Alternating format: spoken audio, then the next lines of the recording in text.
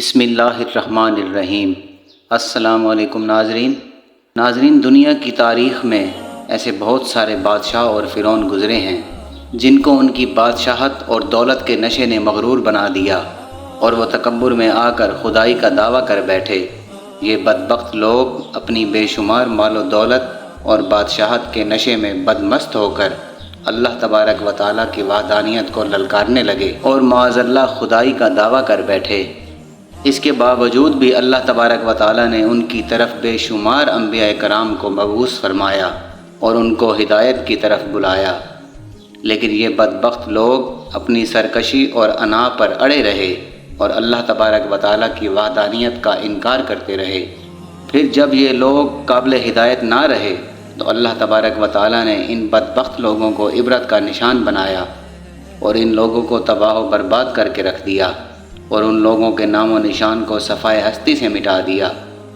ناظرین، اللہ تبارک و تعالیٰ نے ان جھوٹے خدائی کے دعوے داروں کو ایسی عبرتناک موت دی کہ آج بھی لوگ ان سے عبرت حاصل کرتے ہیں۔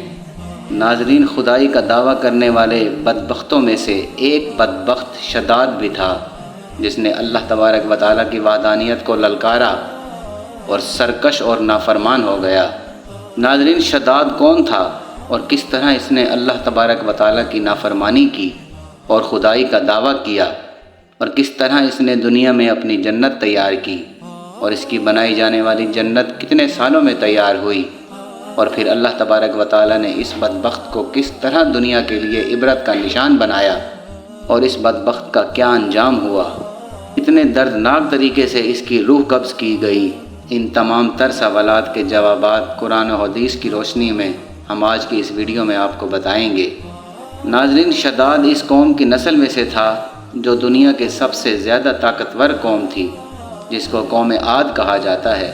اس قوم کے بارے میں اللہ تعالیٰ قرآن پاک میں ارشاد فرماتا ہے کہ ان کی جیسی قوم نہ اللہ تعالیٰ نے ان سے پہلے پیدا کی اور نہ ہی ان کے بعد کسی قوم کو پیدا کیا۔ قوم عاد احقاف کے اندر آباد تھی۔ احقاف ایسی جگہ تھی جہاں ریت کے بہت بلند و بالا ٹیلے تھے، اور احقاف کا یہ علاقہ یمن اور عمان کے درمیان پھیلا ہوا تھا۔ اس علاقے کے اندر قوم عاد 8,500 سال پہلے آباد تھی۔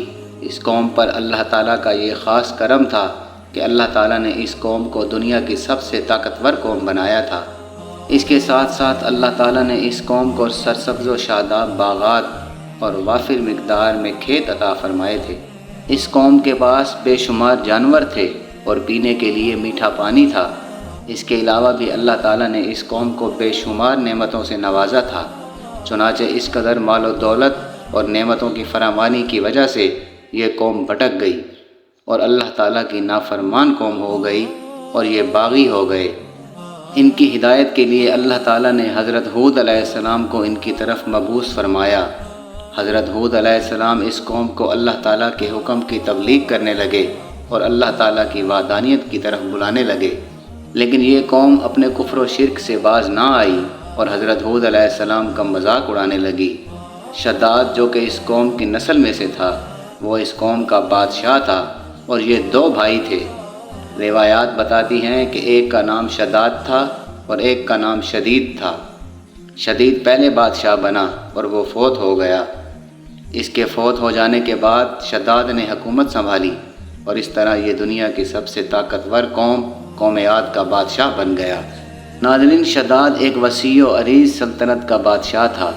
شداد کی یہ بادشاہت یمن سے لے کر عراق تک اور بعض روایات کے مطابق ایران تک پھیلی ہوئی تھی۔ شداد نے اپنی طاقت کے زور پر بڑے بڑے بادشاہوں کو اپنے زیر کر لیا تھا، چنانچہ اس بدبخت کو حضرت ہود علیہ السلام نے سمجھانے کی بہت کوشش کی، لیکن اس کا دل بھی بند تھا۔ چنانچہ حضرت ہود علیہ السلام نے شداد کو اللہ تعالیٰ کی وحدانیت کی طرف بلایا اور ایک خدا کی عبادت کرنے کا حکم دیا۔ تو اس وقت شداد اور حضرت ہود علیہ السلام کے درمیان ایک زبردست مکالمہ ہوا، جس کے نتیجے میں شداد نے حضرت ہود علیہ السلام سے پوچھا کہ اگر میں اللہ تعالیٰ پر ایمان لے آؤں تو مجھے کیا حاصل ہوگا؟ تو اس وقت حضرت ہود علیہ السلام نے شداد سے فرمایا کہ تم پر جنت حلال ہو جائے گی۔ جنت کا نام سنتے ہی شداد حضرت ہود علیہ السلام سے پوچھنے لگا کہ یہ جنت کیا ہے؟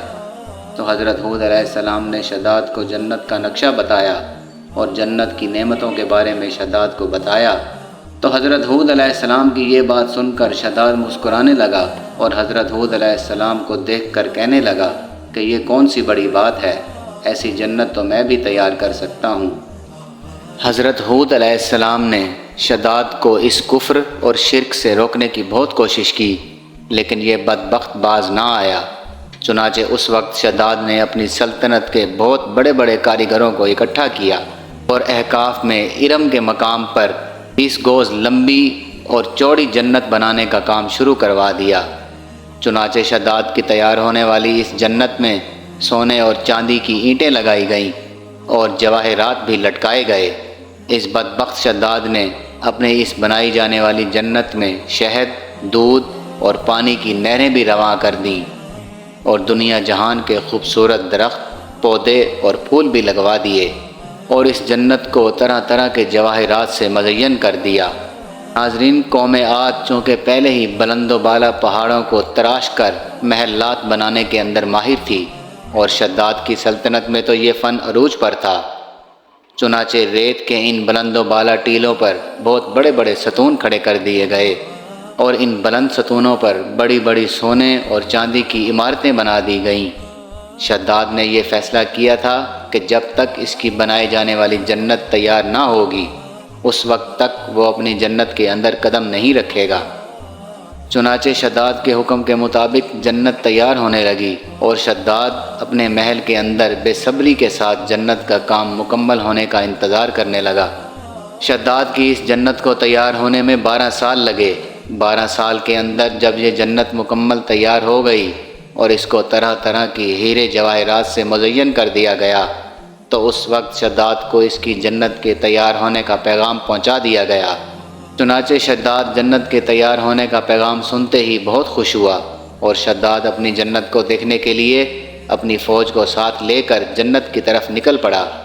جب شداد جنت کے دروازے پر پہنچا تو اس نے دیکھا کہ اس کے سامنے ایک شخص کھڑا ہے۔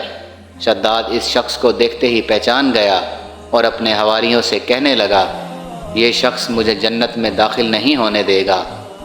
تو اس وقت شداد کے حواریوں نے شداد سے پوچھا کہ یہ شخص کون ہے اور یہ جنت میں کیوں نہیں داخل ہونے دے گا؟ تو شداد نے اپنے حواریوں سے کہا کہ یہ ملک الموت ہے جو کہ میری روح قبض کرنے کے لیے آیا ہے اور یہ مجھے جنت میں داخل نہیں ہونے دے گا۔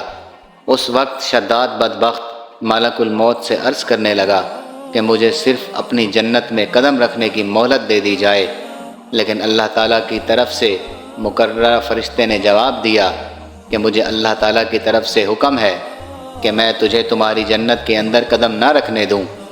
شداد ملک الموت کے سامنے بہت رویا اور گر گڑایا، لیکن ملک الموت نے اللہ تعالیٰ کے حکم کی تعمیل کرتے ہوئے شداد کی روح قبض کر لی۔ شداد کی روح قبض کرنے کے بعد حضرت جبرائیل علیہ السلام نے ایک زوردار چیخ ماری اور شداد کی بنائی ہوئی ساری جنت زمین کے اندر دھنس گئی اور غائب ہو گئی۔ شداد کی اس عبرتناک موت کے بعد حضرت ہود علیہ السلام نے قوم عاد کو 12 مرتبہ سمجھایا، لیکن قوم عاد باز نہ آئی۔ حالانکہ شداد کا یہ انجام قوم عاد کے لیے کافی تھا، لیکن جب انسان کی عقل پر غرور کا پردہ ہوتا ہے تو چاہے شداد ہو یا شدید، اس کو کسی کام کا انجام دکھائی نہیں دیتا۔ حضرت ہود علیہ السلام نے قوم عاد کو شداد کا انجام بتا بتا کر ڈرانے کی کوشش کی، لیکن قوم عاد باز نہ آئی اور اسی طرح اللہ تعالیٰ کی نافرمانیاں کرتی رہی، یہاں تک کہ حضرت ہود علیہ السلام مایوس ہو گئے۔ اس وقت جب قوم عاد قابل ہدایت نہ رہی تو اللہ تعالیٰ نے حضرت ہود علیہ السلام کو حکم دیا کہ وہ اپنے ساتھیوں کو لے کر اس علاقے سے چلے جائیں۔ اللہ تعالیٰ کا یہ حکم پاتے ہی حضرت ہود علیہ السلام نے اس وقت آخری مرتبہ اپنی قوم کو سمجھانے کی کوشش کی، لیکن وہ لوگ پھر بھی باز نہ آئے۔ تو حضرت ہود علیہ السلام اپنے ساتھیوں کو لے کر اس علاقے سے روانہ ہو گئے۔ ان کے جانے کے بعد اللہ تعالیٰ نے قوم عاد پر خوفناک آندھیاں مسلط کر دیں۔ اللہ تعالیٰ کی طرف سے آنے والی وہ خوفناک آندھیاں اور طوفان 7 راتیں اور 8 دن تک چلتے رہے، یہاں تک کہ وہ پوری قوم اپنے بلند ستونوں اور سونے اور چاندی کی عمارتوں سمیت زمین کے اندر دھنس گئی اور غرق ہو گئی۔ اللہ تعالیٰ نے اس قوم پر اس قدر دردناک عذاب نازل فرمایا کہ اس قوم کا نام و نشان تک نہ رہا۔ جس وادی کے اندر بڑے بڑے بلند و بالا محلات تھے، وہ تمام کی تمام وادی ایک ریت کے صحرا کے اندر تبدیل ہو گئی۔ ناظرین، قوم عاد کے اس علاقے کو اللہ تعالیٰ نے اس طرح زمین کے اندر غرق کر دیا کہ وہاں پر صرف اور صرف ریت کے ٹیلے باقی بچے اور کسی بھی چیز کا نام و نشان نہ بچا۔ ناظرین، اسی طرح اللہ تعالیٰ نے شداد اور اس قوم کو عبرتناک انجام سے دوچار کیا اور ان لوگوں کو صفحہ ہستی سے مٹا دیا۔ ناظرین، یہ تھی ہماری آج کی ویڈیو۔ امید کرتے ہیں کہ ہماری ویڈیو آپ کو پسند آئی ہوگی۔ انشاءاللہ بہت جلد آپ کی خدمت میں ایک نئی ویڈیو کے ساتھ حاضر ہوں گے۔